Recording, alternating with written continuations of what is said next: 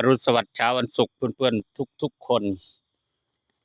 เจอกันอีกแล้วนะจ๊ะเยอะมากว่าสิเฮ็ด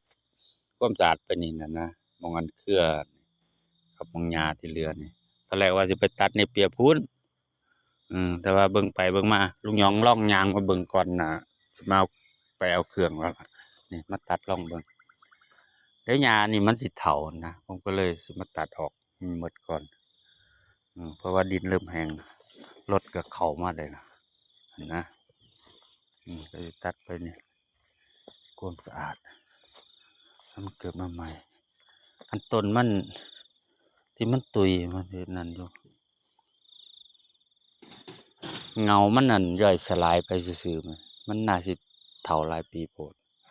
นาเติบอยู่แล้วพี่น้องถ้าเบิ่งมาลุ้นกันว่าลุงยองเฮ็ดแล้วบ่ บ่แล้วเฮาก็มาเฮ็ดตอนแรกอีกสำนิดตัวปะแดดอบอุ่นมานะเริ่มโผล่ขึ้นมาแล้วเอาพร้อมเห็ดต้นนี้ลุงยองจะเอามีดฟันออกไปเนาะเดี๋ยวมันสิใหญ่โผดมันเสียออกเนี่ยนะฟันลงเรื่อย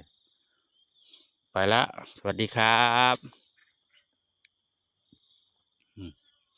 เงาภูเขา